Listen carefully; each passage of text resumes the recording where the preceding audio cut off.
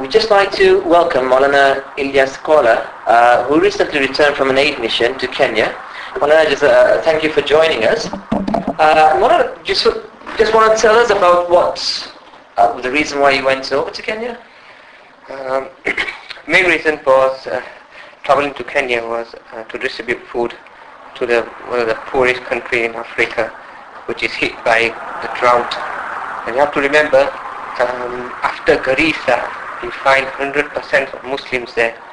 So alhamdulillah, we had a lot of zakat money to take with us. Well, we transferred that money to Kenya and we distribute all that money in Wajir area.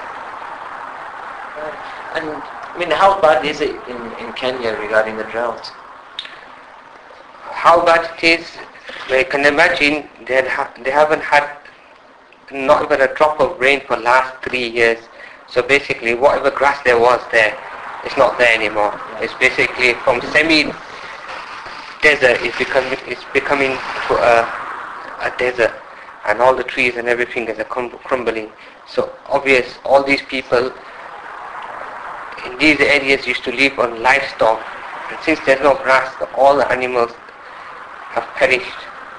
So they're finding it very, very hard living without their livestock. You mentioned for 3 years there's been no rain there at all? No, not at all.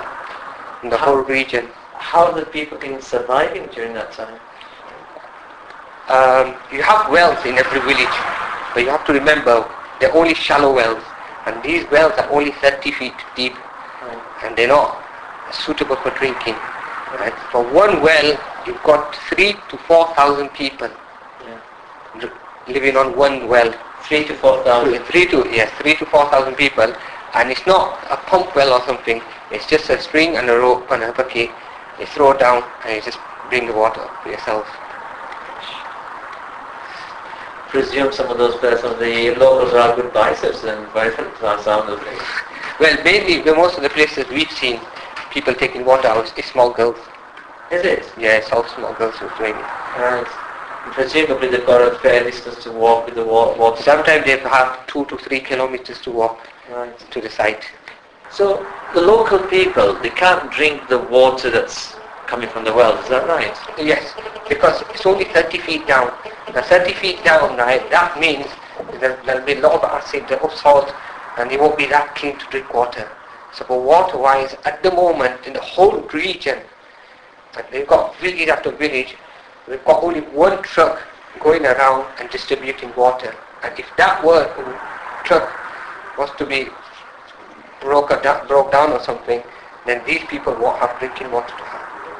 So that truck goes once a week to every village. You have to remember, it's only about, say, 10,000 litres between 5,000 people. Wow. And that's the only drinking water supply that they've got? They've got only this one truck. And what's it like? I mean, here you break down, you call a recovery. Recovery there, you have to repair yourself. And sometimes you repair it. And it can be weeks.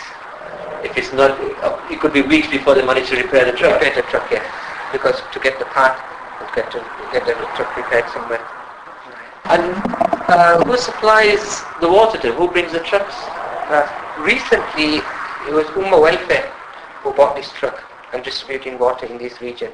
Right. So to distribute water into one village will cost them £100. Right. So that was Ummah Welfare Trust who were bringing the water around to the villages. So is all the water being supplied by charity organisations? Yes, it is. Nothing by the national government or the... No. Is there any sort of local government or anything that's there? Not what we saw. Just the chieftains and the imams? Yeah, just the chief and imam, and that's it. Okay. You mentioned earlier to me about this being part of the Caravan of Mercy based in Leicester. I mean, can you tell us a little bit more about that? They're based in Leicester. They've been covering a few countries, Gambia, Ghana, Bihar, Bangladesh, and now since 3-4 years they've started Kenya too. So especially this place called Wajir, alhamdulillah. So we went to a place called Wajir, and there's many, many villages, and every village you go to, you find at least, say, 4 or 5 or sometimes 800 families. And one family contains 5 to 6 people in one family. Yeah. So we've been covered in the Bajir area, and it's very vast. The area is a village after village after village. Yeah. Right. Okay. So the Caravan of Mercy, they've been active there for a few years now. Now, yeah, for 3-4 years they've been active there in Kenya, the north of Kenya, where the drought is. So they've seen the starting of the drought and now the worst Severity of it. Yeah. And how did you get involved with them then? Well, I met him here in Batley, in Ansar, Right. and I knew Harun Rashid and a few of the brothers there. Yeah. And I asked them, so if you're making a journey in Ramzan or before Ramzan, I'll be willing to come with you with my own expense. So they said, okay, inshallah. Right. And that's how I ended up. Within 3 days, I ended up in Kenya with them. In 3 days? Yeah. 3 days after meeting them? Yeah, because I had word with them on Tuesday, and we flew on Thursday. Right. SubhanAllah. Okay, so I mean the funds that you took over there, I understand that you raised those funds as well. Yeah, we raised half of that from Batley itself, and the other half from rest of England. What was the total? We took at least about 150,000. And half of that was from Batley. From Batley. From Batley, alhamdulillah. That's it's an amazing achievement from Batley, truthfully. Alhamdulillah. The majority of it was the card money of people. Yeah. We transferred that through the organization there. Yeah. And we distributed food, and we bought the food from Mombasa. Yeah. So all the food was bought from. So we bought at least roughly, say about 300 tons of food from Mombasa, and we transferred all that food to the north, the Wajir area, and then, well, obvious. Starting journey from Mombasa to there was a long vehicle, and after that we used to have small trucks to deliver 8 tons of food to each village.